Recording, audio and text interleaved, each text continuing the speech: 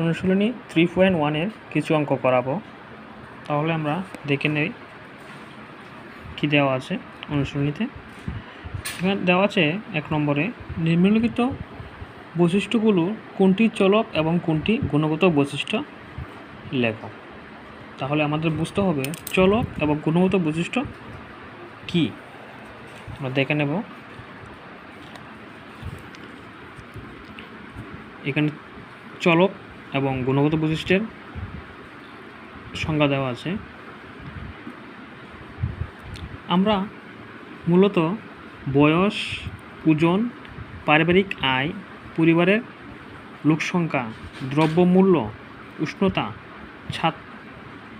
ছাত্রছাত্রী উচ্চতা এগুলিকে আমরা চলক হিসেবে ব্যবহার করতে পারব।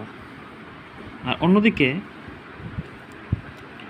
লিঙ্গ, ভদ্রতা, সৌন্দর্য, সততা প্রভৃতি হলো গুণগত বৈশিষ্ট্য।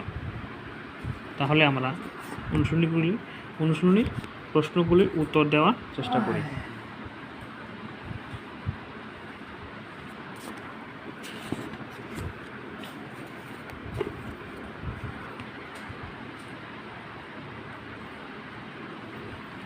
এখানে দেওয়া আছে 1 কোনো পরিবারের মাসিক আয় সংখ্যা, সেহেতু দেওয়া চলক।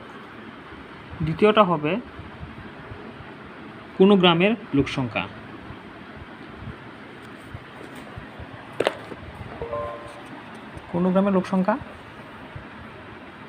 এটাও হবে চলক। 3 নম্বর একটি ছাত্রের মাতৃভাষা, এটা হবে গুণগত বৈশিষ্ট্য। শিক্ষকদের ভদ্রতা এটাও হবে গুণগত বৈশিষ্ট্য। 10ম শ্রেণীর ছাত্রদের উচ্চতা, এটাও হবে চলক। তারপর হচ্ছে সময়টা হবে চলক। কোনো শহরের 30 দিনের আর্দ্রতা, এটা হবে কি হবে, এটা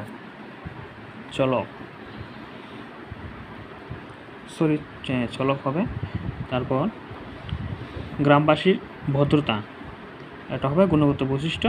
এবং শিক্ষকদের বেতন, এটা হবে চলক। তারপরে 2 নম্বরে আছে বিজ্ঞান পরীক্ষায় 10 নম্বরের মধ্যে, এটা সবসময় দেওয়া থাকে না, এমন দেওয়া থাকতে পারে। বিজ্ঞান পরীক্ষায় 20 জন ছাত্রছাত্রীদের প্রাপ্ত নম্বর নিচে দেওয়া হলো। তাহলে আমরা দেখে নেব কীভাবে করতে হবে এটাকে। তারপর এখানে 1 নম্বরে দিয়েছে 1 প্রদত্ত রাশিতত্ত্বটিকে টালি মার্ক চিহ্ন ব্যবহার করে ছকের আকারে সাজাও। তাহলে 1 নম্বরটা করে নেব। প্রথমে লিখব নম্বর, তালিমার, ছাত্রছাত্রীর সংখ্যা fx, নম্বরটা হবে x, তারপর ছাত্রছাত্রীর সংখ্যা হবে, এটা হবে f, ব্র্যাকেট দিয়ে দেব। তারপর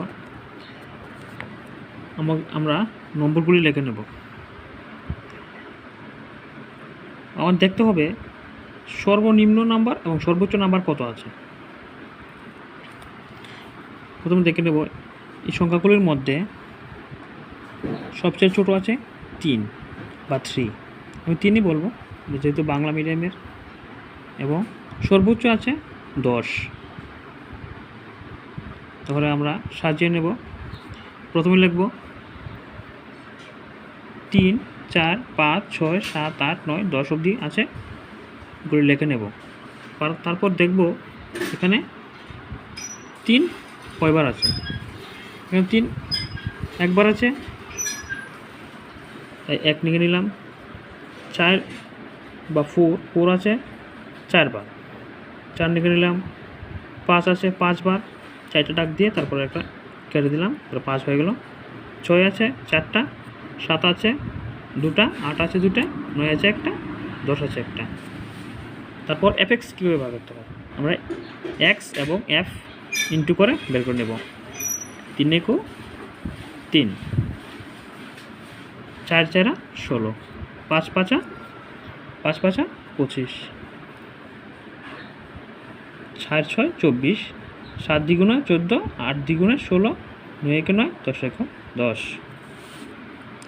মোট ছাত্র সংখ্যা 20 এবং fx হলো 117।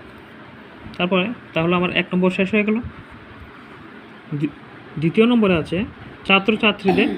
দ্বিতীয় নম্বরে আছে ছাত্রছাত্রীদের প্রাপ্ত নম্বরের মধ্যে সবচেয়ে বেশি এবং সবচেয়ে কম নম্বর কত। 2 নম্বর হলো সবচেয়ে কম ও বেশি নম্বর।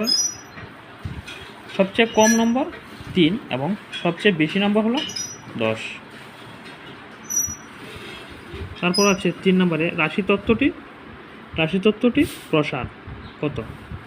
রাশিতত্ত্বের প্রসার বার করতে হলে প্রথমে আমাদের লিখতে হবে রাশিতত্ত্বের প্রসার ইকুয়াল টু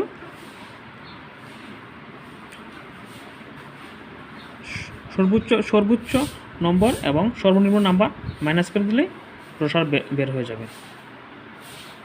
তারপর আছে 4 নম্বর আছে যৌগিক গড় নির্ণয় করো। যৌগিক গড় ছাত্রছাত্রীর সংখ্যা ডিভাইডেড fx, এটাকে বলো fx লিখে নিলাম।